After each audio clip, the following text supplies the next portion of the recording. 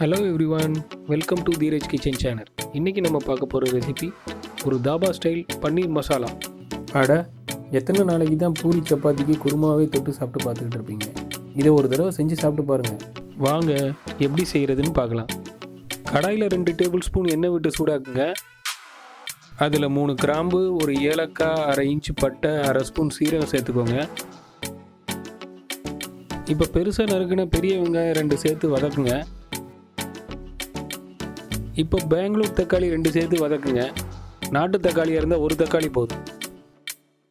இப்போ இதில் 1/2 டீஸ்பூன் மஞ்சள் பொடி, 1 ஸ்பூன் மிளகாய் பொடி, 1 ஸ்பூன் உப்பு சேர்த்து நல்லா வதக்குங்க.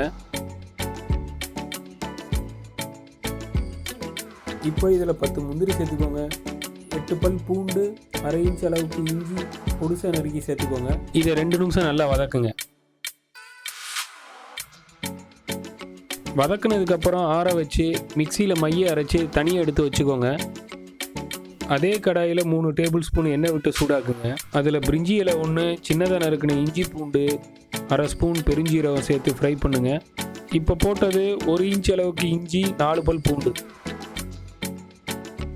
இப்போ பெரிய வெங்காயம் 1 சேர்த்து வதக்குங்க. இப்போ மிக்சியில் அரைச்ச மசாலா பேஸ்ட்டை சேர்த்து 1 நிமிஷம் வதக்குங்க.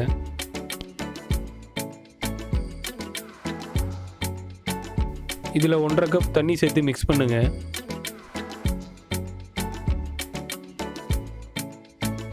இப்போ கட்டி இல்லாமல் அடித்த தயிர் ஒரு 1/2 கப் சேர்த்து நல்லா மிக்ஸ் பண்ணுங்க. திருப்பி 1/2 ஸ்பூன் உப்பு சேர்த்துக்கோங்க. அப்புறம் 1 ஸ்பூன் மல்லித்தூள், 1/2 ஸ்பூன் மிளகுத்தூள், 1/2 ஸ்பூன் சீனி சேர்த்து நல்லா மிக்ஸ் பண்ணுங்க. இதை 3 நிமிஷம் மூடி போட்டு லோ ஃப்ளேமில் வேக வைங்க.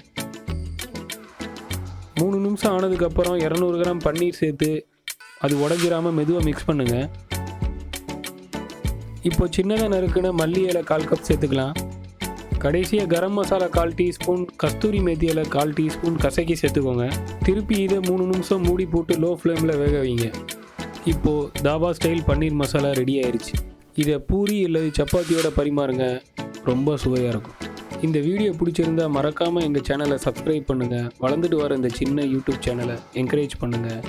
மறக்காமல் வீடியோவை லைக் பண்ணுங்கள், ஷேர் பண்ணுங்கள் அண்ட் கமெண்ட் பண்ணுங்கள். தேங்க்யூ.